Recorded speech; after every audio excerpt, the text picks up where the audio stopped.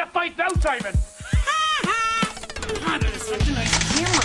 I believe that Gogglebum is in charge of the weather. Get your phone out of my face. You take my phone away and I promise I will bring you so much business. You know what? I'll just turn off this first. Hi and welcome to Snapshot, the first in a series of photography podcasts brought to you by us here at Dublin Photography School. I'm Sinead Murphy and I'm here today with Stuart Kenny and Stephen Mabry. Many of you will know us as some of the course trainers at Dublin Photography School, or DPS for short. Our aim throughout the series is to talk about everything from new products and technology, tips and techniques, and stories from around the world. So, for the first half of the show today, we're going to chat about the rise of the mirrorless camera. Is it a fad, or are they with us for the future? Throughout the second half of the show, we're going to have a chat about all things travel photography, from our recent photography trips to our new and exciting trips that we're going to take in 2018. So, mirrorless cameras, what do we think, guys? Are they a fad, or do we think they're going to be with us for the future? Well, I think they've come on a long way from where they were. I mean, if you look at myself and Stephen, and yourself, Sinead, who worked in Spectre for a long time in retail, mirrorless cameras once upon a time, they just weren't up to scratch for most serious users. You look at it in the last, I'd say 2 years, there's been a massive revolution. I mean, even in classes, we're seeing more and more people coming in, to the point that 5-6 years ago, you would have maybe 1-2 people in a class with a mirrorless camera. Now, in classes, you're seeing 50% of them made up. So I definitely think they're with us. And I think what's kind of brought them on is the massive improvement in technology in the last while. I mean, if you look at the Fujifilm X-T2 or the Sony Alpha 6300 or the Canon M5, there's massive money behind these now, and they're taking technology that was developed in DSLRs over years, and it's watering down into it. Things like improved ISO range that just was non-existent 10 years ago. Reduced the noise levels that you get at the ISOs are much, much cleaner. The lens ranges, I mean, the manufacturers are throwing serious money into these now, and I don't think they're a fad if they're throwing that kind of money behind them. Big thing for me is the better low light performance capability, the better focusing, the better lag. So for me, I definitely think they're more than a fad. Yeah, no, I think, to be honest, I think they're here to stay, in the sense that it's more just about tech evolution, in the sense that people like things to be smaller, easier to use, more compact, user-friendly, but also with globalization, in the sense that people are travelling all the time, it's very cumbersome to bring such a large equipment, being the DSLR, around with you, so these things are they're more compact, more versatile in that sense. Okay, no, what I'm going to say is we've kind of chatted about why we think they're going to be here, but what are the downsides? What do we think the downsides are, and why wouldn't people? Who buys them? Who won't buy them? The major innovation on them is, if you look at the market in the last few years, there's been the biggest dent in the camera market has been mobile phones. I mean, me and Stephen were just talking about this the other day, which is the mobile phone wiped out the compact camera, and there was always... I think more so the compact camera became the phone. The mobile phone, yeah. Absolutely, it changed. I mean, Kodak have actually just they brought out last year a camera that is essentially a camera with a phone attached to it, rather than the other way around. Yeah. But I think the big thing is, the number one thing that you'll hear in class is, I love my camera, but it's too big. Yeah, and definitely. that's why I use the phone. I mean, the size is a big thing. The size is the big thing, and if you it's look, also performance. I mean, in the sense that what people get out of SLRs, there's an awful lot to learn or to become skillful in the use of a camera at that size. They're becoming more user friendly, but they're punching out more results similar to what camera phones do, I find. Definitely think so, but so people are getting their results quicker, essentially. Well, absolutely. You know? I also think the technology, because it's so new, it's much more forgiving. I also think that you look at the build quality on these things, they are much, much better. I mean, essentially, if you look at the OEMD EM5 from Olympus, it's essentially an old school DSLR, a metal framed body with plastic bolted onto it, as opposed to the other way around. Like, I mean, some of the DSLRs at one point felt very, very flimsy. Yeah, I couldn't take true. a knock. I mean, the sturdiness and the weight behind them. But that's the thing, I mean, they've gone back to a classic model of what we now consider to be the retro style of a camera, camera, but I mean that was our camera used for 60 years in the style of the camera, and they nailed it with the navigation, how ergonomic they actually feel and they work, and they've now gone back to that, and it seems to be not only stylistically and aesthetically pleasing, its functions I find much better as well, more so than SLRs for me anyway. I find I'd have to agree with that, which is it's much more stripped down. You know, I feel for me, having used one, and Stephen there recently when I was off to Prague, he came in ranting and raving about this new camera he got, and I wasn't convinced, and he said, look, you know, take a dance with it in Prague, see how you get on. This was the EM5 Mark II by Olympic. Yeah, and I was very hit and miss with it. Remember I said to Stephen, I'm not convinced. When I took it with me to Prague and I put it through hell, which Stephen never quite forgave me for, I found that it was absolutely fantastic. It absolutely changed my travel, my reportage, my documentary game overnight, solely because of two things: the size and just how much power it had, just how unobtrusive it was, and just how flexible and mobile it was. Well, it's a charming little camera in the sense that it's kind of hones in on different areas that photographers love about cameras, and I think they kind of embellish those things just in terms of the ergonomics of the camera itself. But one of the issues with it, as you mentioned before, is its size. Its size is portable, its size is small, it's great, but if you have bigger hands, it's not essentially going to be useful. I absolutely loved it. I was an instant convert. I didn't stop raving about it, but the one thing I would have to say was literally getting in between some of the switches, it was very, very small. Yeah. I got big hands, I think they do offer battery grips and that kind of thing to add on, but I think that camera is their consumer amateur level camera. They have a level up called the OMD EM1 Mark II that's just released after Christmas, and that particular camera is bigger in its size, bigger in its settings, and bigger in its power as well, I think. Okay, so we know what some of the pros are. So we've got weight and size, faster frame rates. We know, and we'll discuss this in a minute, that we've got better video, its focus is a lot smoother. Recent technology improvements means it can catch. But what are the bad points? What do we kind of pinpoint as the cons for using the mirrorless camera? I mean, one big thing for me, this is something we discussed before the show started today, is in effect there is no viewfinder. So we've all only become used to going from the discipline compact of a viewfinder, yeah, exactly. And now that's going to go out the window for you. For me, that is something that's a big thing. I think it just challenges a new style or a new type of photography. I mean, it's like, for me as well, I find it difficult because I was a Nikon long-time user for 10 years, and now I switched over to a digital viewfinder with a flip screen, and the readjusting period for the last 6 months has been massive. My photography has changed. How I hold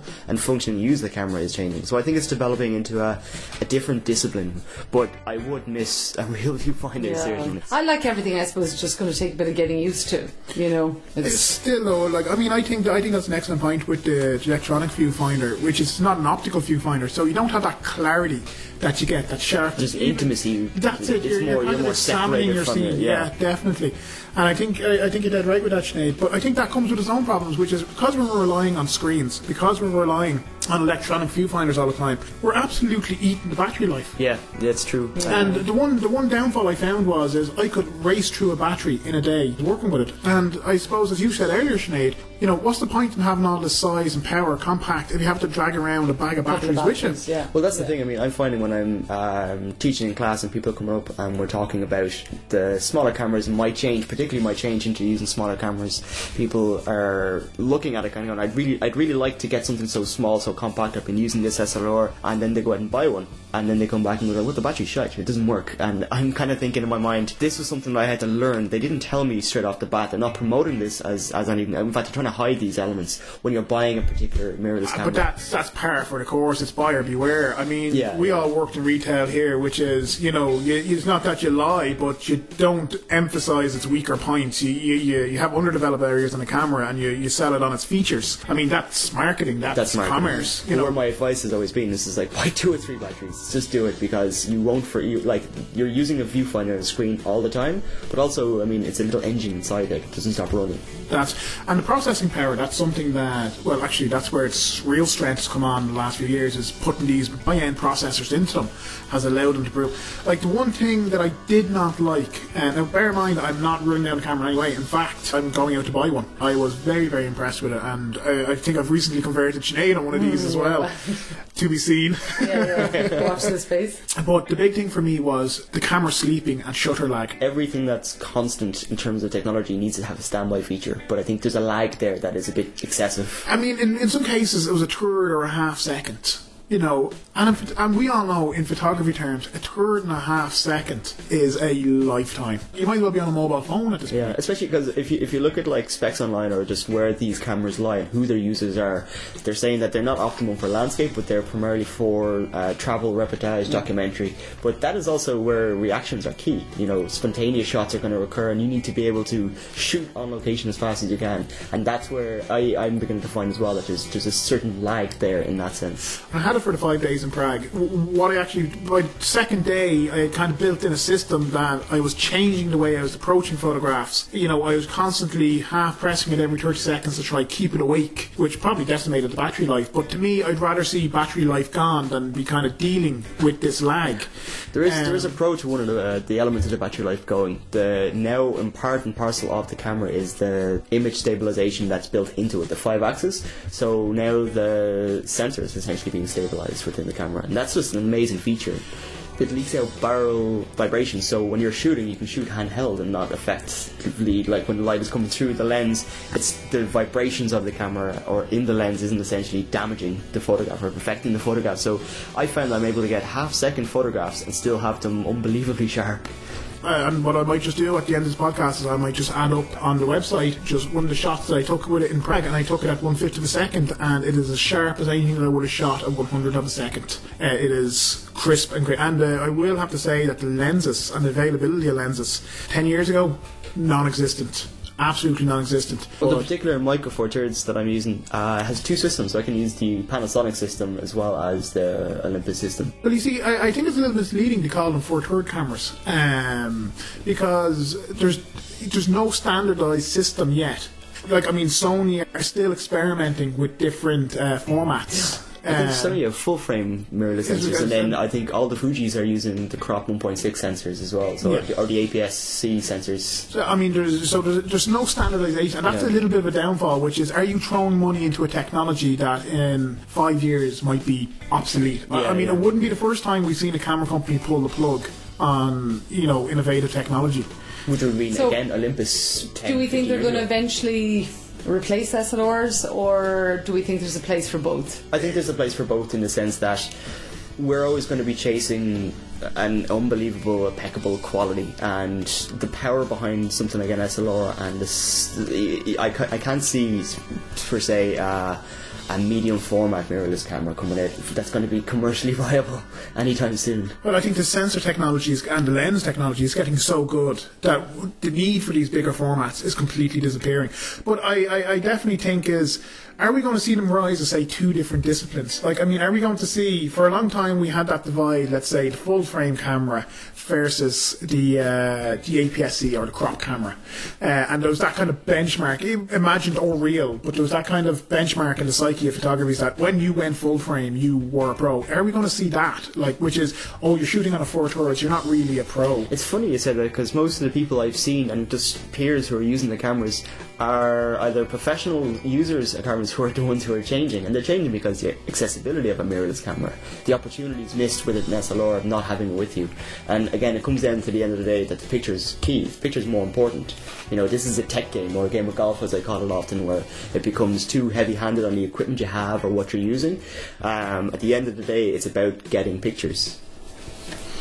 Okay, well, I think a question here is, let's have a look. We talked about where it's going to work, and where can't it replace the DSLR? And for me, that's two places. The first one, I think, is landscape. Can it stand toe to toe with a DSLR for landscape? It's with the clarity of glass that's coming through some of the Fujis, and the fact that they're using full frame as well in some of the Fujis, some of the image quality is incredible, and it comes down to your tonality, the grab of tonality inside your cameras, and what you're able to reproduce in terms of tone, scale with your images for producing for printing, and just your dynamic range, how much you're going to be capturing to make something look amazing. If I was going to see this replacing anything, could we know that pretty much the 5Ds replaced the video camera for what we'll call kind of lower end kind of productions and things like that. Like you go onto YouTube, there's nobody using camcorders anymore. They're all using 5Ds and crop sensors. So for me, I think, will we see the rise of the DSLR more geared towards video, and the fourth towards being more kind of stills? But more for Sinead as a wedding photographer, where do you see this fitting in? Can this replace your DSLR in your kit bag? At the moment, no. I don't think so. I think I'd have it in my kit bag. It certainly would be. There's a place for it, but it wouldn't replace it at the moment as my main camera. Two big things for me. The main one at the moment, until I get myself a little bit more used to the mirrorless cameras, is the lack of viewfinder. I mean, I like to see through my viewfinder what my eye sees, and with the digital viewfinder, I just can't see that. I can't see it. But the big thing probably for me, I know we're saying that mirrorless cameras are great for documentary and reportage, but when it comes to weddings, and a lot of weddings are now, the couples are a little bit more, I'd like just to document the day, keep it casual. Speed is of the essence. Yeah. I need the speed. Any kind of shutter lag is People kind also of a like to disadvantage. know that there's a photographer there at a wedding, so having such a tiny kit as well, people might have less confidence in a If you photographer. rock up there with this tidy little piece of kit, do you think they'll take you as No, seriously? you could be mistaken as a guest who just didn't dress up for the day. You mean you don't dress up in job? I mean, that's a good point, which is that can go in your favour for places like documentary and reportage, Yeah. definitely. But there's only a small part of the day for that. You know, a lot of it's formals, a lot of it's kind of being in positions. A lot of it's about, like, Sinead, as you've always told me, weddings are about people management more than just being good with photography techniques and organisation. It's about managing people and getting people to take you seriously and kind of getting them to do what you need them to do. Because, you know, at a wedding you're dealing with, you know, 100 plus people, everyone wanting to get out and do their own thing and, you know, loosen the tie, and you're there trying to keep them. And by 1 o'clock they're half cut. I think, I've often said to you, as the director of the show, and you are, people look to, you're the one person they see throughout the whole day. They see the photographer. So And the what we bride and see, don't forget about that. A small, maybe a very attractive, very retro-looking camera, but at the end of the day, they may not think you are the photographer because they're used to seeing somebody with what they call a big professional camera. I think I'll definitely have it in my kit bag. I don't think it'll ever replace my digital SLR. A wedding is something where you cannot repeat the same shot. If you miss something, it's key. That's so it. speed It's there, is vital. isn't it? Yeah. Yeah. So it's catching it as quick as you can. I suppose it's just that pro barrier. So where do we stand? Bottom line, fad or future? For me, less is more. After changing my entire kit, I'm totally sold, and I'm very happy to have such a small camera when I'm walking my dog to carry around in my estate, which is something I never did before with my SLR. I'd have to agree with Stephen. I think it's definitely future. I don't think we'll be talking about DSLRs and mirrorless. I think in the future we'll be talking mirrorless that have full functionality of DSLRs in the future. Yeah, I agree. I mean, for me, the size and the weight and the video focusing as well, you know, something. That was something that was a little bit rough, wasn't it? That kind of focus hunting on the DSLRs could ruin a video. Yeah. Well, look, guys, I think at that we can take a break. Are you looking to do a photography course or workshop in the Dublin area? We here at Dublin Photography School run a range of photographic courses, workshops, location shoots and even photography holidays that will suit your digital photographic needs. Why not pop on over to our website at dublinphotographyschool.ie and see our full range of courses and workshops. Also, why not check out our Facebook group page, our Twitter account and our Instagram account. Welcome back, guys, to the second half of our podcast Snapshot, and for this part of the show we're going to pretty much talk about all things travel and travel photography. We're going to kick the section off by having a quick chat with Stephen, who last year, 2016, took an 8-week road trip from home through the Middle East and headed on towards Mongolia. So Stephen, what we're going to have a chat with you about today is just pretty much give us a brief rundown on the trip, all the planning and preparation that went into what I can imagine was a lot, well, Maybe not. Planning and preparation for the trip. The sponsorship you had, was there any? And sure, why not give us the best memory of the trip? And even more interesting, we'd like to hear about the worst memory of the trip. We all want to hear the worst one. Should I start with the worst one? There's something about Stephen making an ass of himself.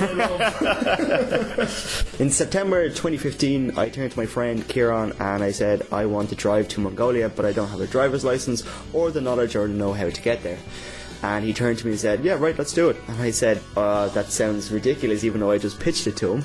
So we then started on a long route of preparing for this expedition, which we eventually found a rally that did this, so we didn't have to do it going in blind. We chose the Mongol rally, driving from London all the way to Ulan-Ude on the other side of Russia, through Ulaanbaatar in Mongolia, through the Middle East. So we eventually got a car, prepped it, took about 6 months of gaining visas, learning how to drive and not getting a license, and preparing ourselves for such a large expedition, to which it took 8 weeks, 2 months, just under 2 months or just over 2 months to travel across the 2/3 of the planet, which was an extremely exciting and adventure. I'd like to point out that the record for this rally is 4 days or something. 5 days. 5 days. So it took you a sweet time as well. Well, it's 5 days of 5 drivers continuously overturning themselves and being an exhausting effort. We took a much more leisurely route. So there's 2 routes to get to Mongolia. You can go the northern route, which is through Russia and Kazakhstan, or you can go the southern route to the Middle East. We went the southern route, which adds on a lot more time, but essentially brings us through Iran, which we took a 20-day excursion around Iran, followed by Turkmenistan, Uzbekistan, Kyrgyzstan, and country drop.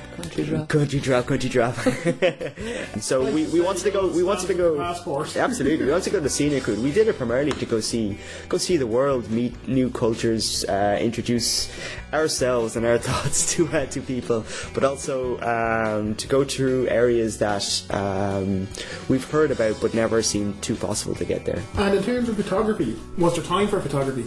I mean, I know you primarily as a travel and documentary photographer, but because you're travelling with non-photographers, was this a big issue? No, not at all, really. It actually turned out to be the rally itself was heavily documented. Nearly every rally car in the rally, I think there was maybe 300 cars in total, maybe 100 got to the end, the finish line, and we were one of those.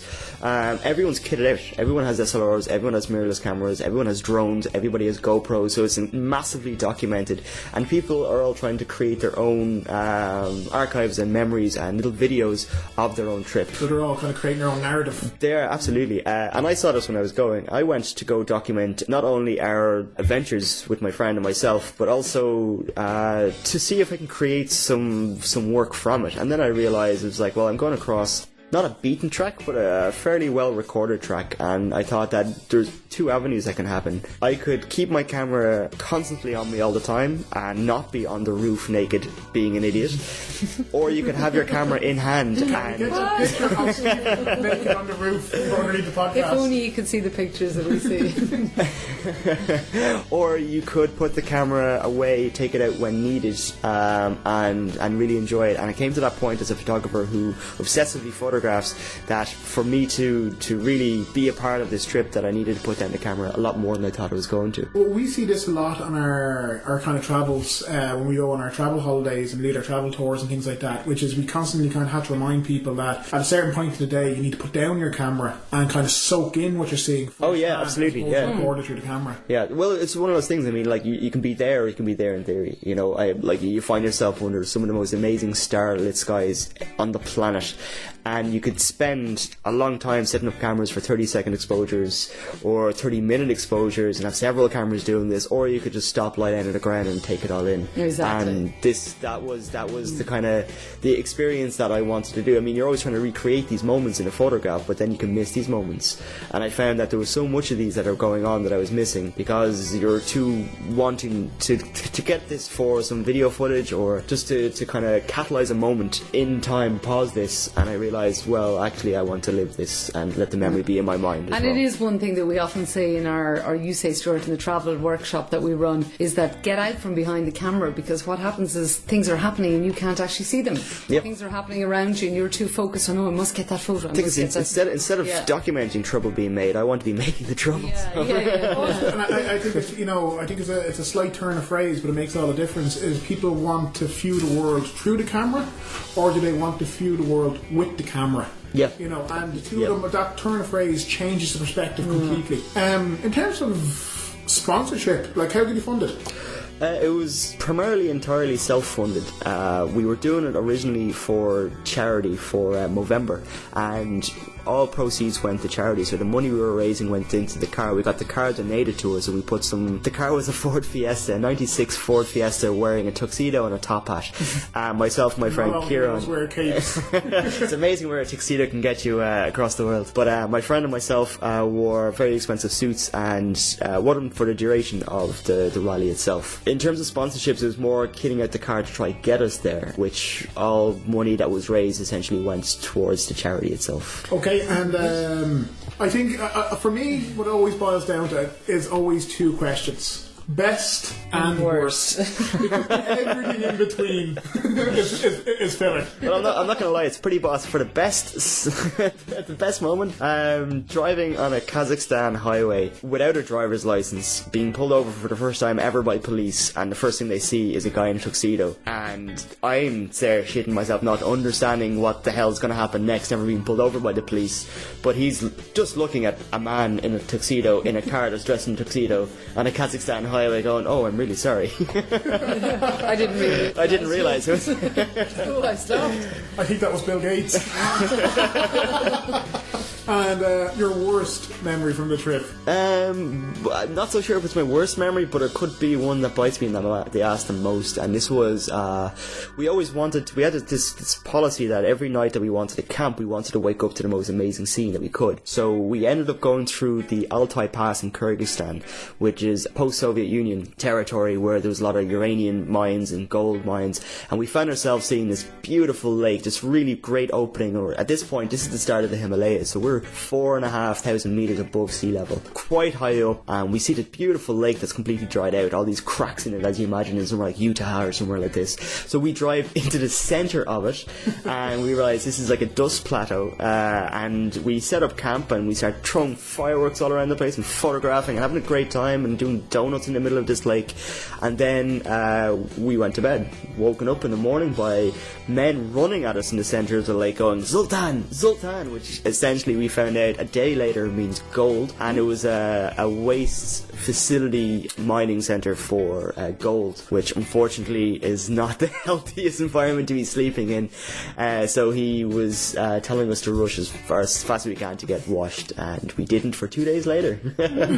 So unfortunately there is a radioactive qualities in the mining process of gold. I've always said it's the same gold about you, Stephen. So that's to be continued, that story.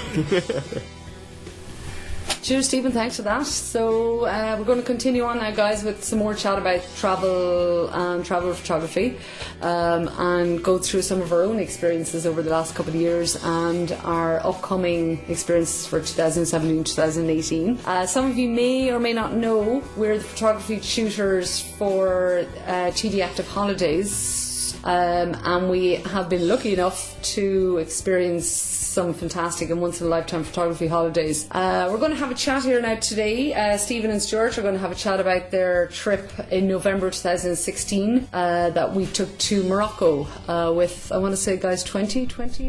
Yeah, about 22 bodies, I think, total was the plan. Yeah, so as you were saying, myself and Stephen this time round led the tour, and it's a long enough flight into Marrakesh from Dublin. It's like 4.5 hours, but strangely enough we get in there like at 3:45 all the time, like 3 hours 45 minutes, so whichever way the Ryanair guys pick up the flight, it tends to be quite fast. Even when we stop at the airport on the Dublin side, there's we're already kind of gathering up people that we know, and people recognise us from the website or from classes and things like that, and they'll approach us and say, are you guys going to Morocco? And it's like, yep, absolutely. So they're all on board and ready to go. So they're already kind of know where we are, and we tell them at that point, you know, we'll meet you in outside baggage claim and that. But Morocco, and I think myself and Stephen are very much agreed on this, blew us away when we were there. Like, we've been there a couple of times.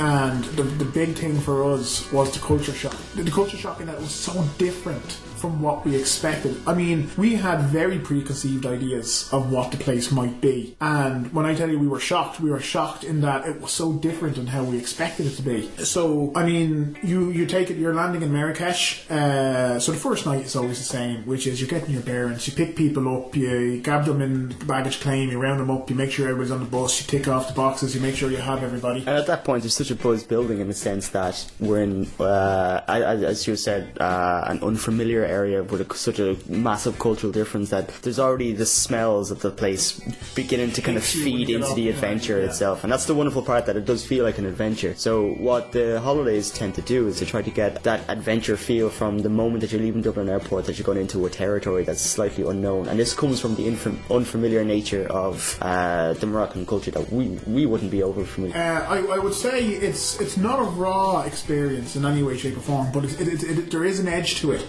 Like, I mean, we would call these photography holidays, let's say, but effectively what the Morocco trip was, and a couple of the other ones that we did, was a photography adventure. And mini expedition in this sort, yeah. Like, I mean, and you definitely have that almost like a Victorian vibe, that you literally feel like you're exploring the Orient in a way.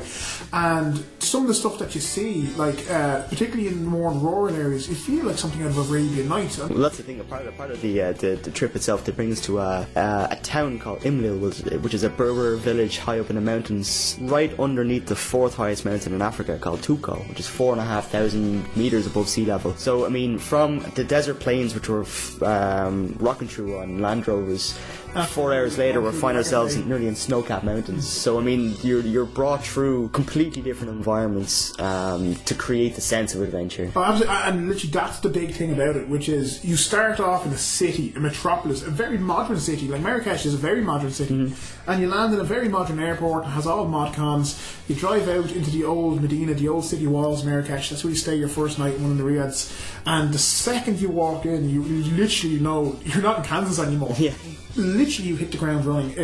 We have a quick talk with the guys at dinner, telling them to have their batteries charged, have your cards empty, have everything ready to go, your gear polished, and literally from the second you get up and finish your breakfast, you're into the back of a Land Rover and you're straight into the Agave Desert. And that's the thing. And from then on, we're hitting 4 seasons in one day, which is bizarre. So through 30 degrees desert, where we're surrounded by derelict buildings and just this old Berber villages that are abandoned, we then rise up into the mountains, as I was mentioning before, and all of a sudden come into one of the most amazing autumn scenes you've ever seen, with the colours even of just before that, like going up into the Kick Plateau and the Tucker Dam. It is amazing. Even as you're looking down onto the plains, and you can literally see the divide from the dam, where one side it is lush green grassland, rich in vegetation and life, and the other side of it is desert. And this is to the point where we're the photography tutors, and at this point we don't actually have to work massively hard in the sense of getting the scene. The scenes are there presented in front of us, so what we're doing is more having a conversation about structuring the photographs, and the scenes are offered in front of the composition. And something that we do is we teach people to shoot from the hip, be a lot more playful, get away from that kind of rigid doctrine of photography, which is tripod, perfect ISO. And we more talk about the actual environment, the landscape, the people, the places, which means it becomes more of informed pictures, more informed photography, and more personal photography. Exactly, behind the work itself. So when you come back, you have a documentary piece, more than just any of the shots alone will stand up by themselves, but you come back with this fantastic story from start to finish. And it's something like the guys that have been on with us saying, like, they've never experienced anything like it. Yeah. And then from Imlil in the mountains at night time, after a beautifully Berber meal, I suppose, we find ourselves shooting under the stars, under in it's a kind of a valley, I suppose, the Imlo Valley. The Imlo Valley, yeah, and that crystal clear sky, which is just and has never let us down for the many times we've been there. I mean, it's absolutely amazing. It changes, and I mean, the guys are so surprised when after dinner it's like, all right, guys, come on up onto the roof, we're doing this, or come on down into the valley, we're doing this. And the great thing about it is to save electricity, they turn off all the lights in the valley at 12.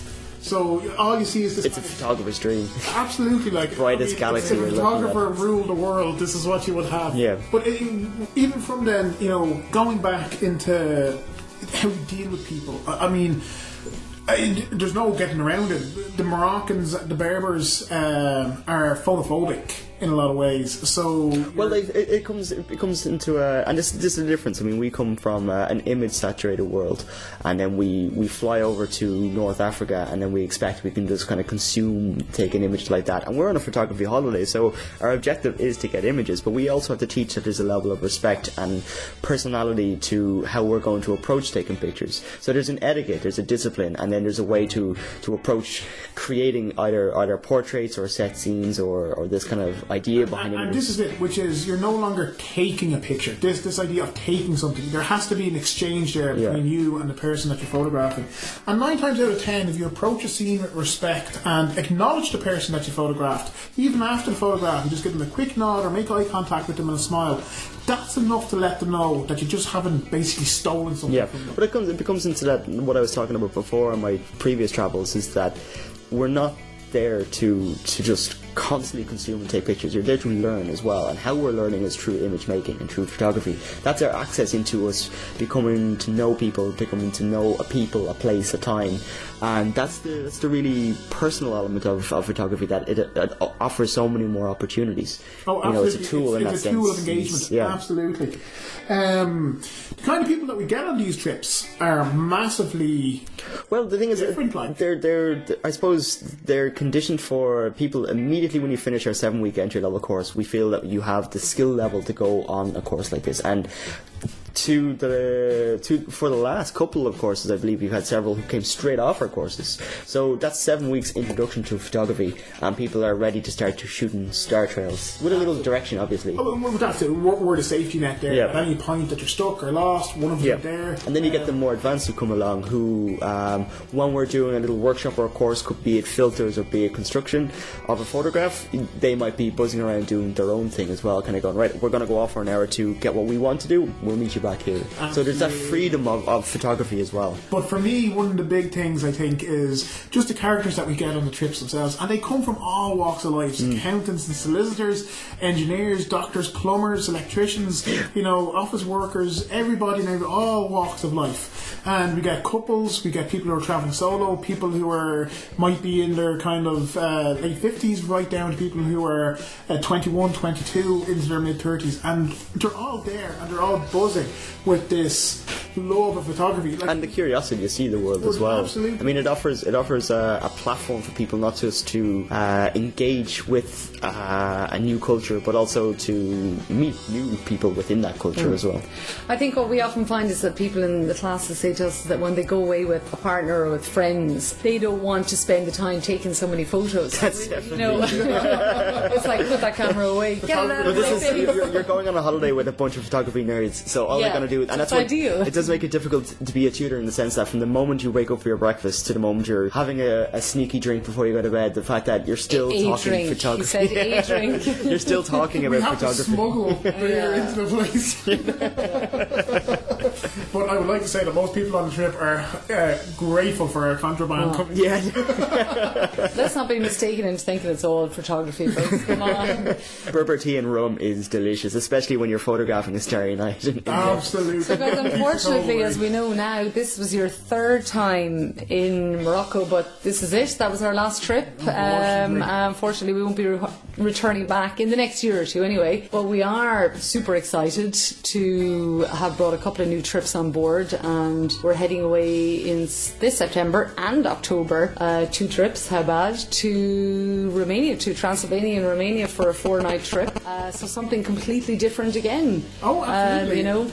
And again, it's this kind of slightly on the cusp, the precipice, which is Romania.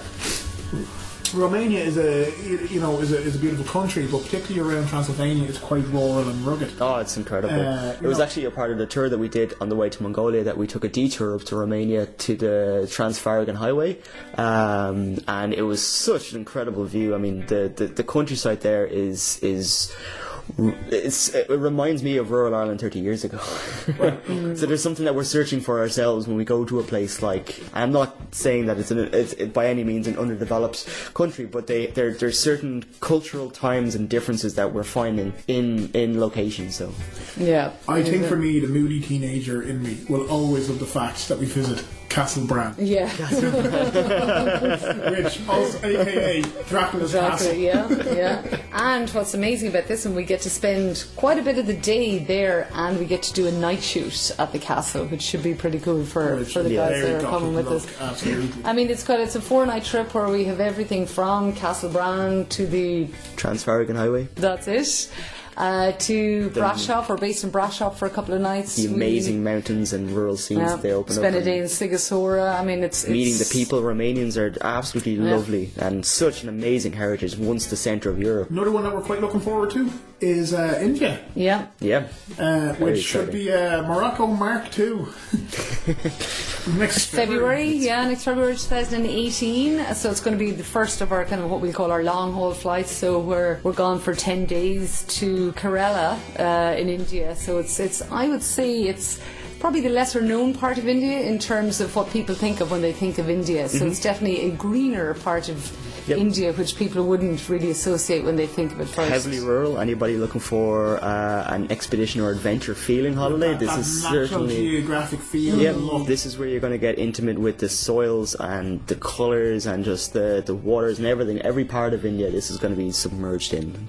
Really excited about this. I mean, the region has a diverse landscape, changing from mountains and deep valleys to coastal plains, and it's just everything from, as you said, the pungent spices, the teas, the fruits. But then the people themselves are just incredibly engaging, incredibly and beautifully and rich to photograph and to engage with. It's the water for 4 days.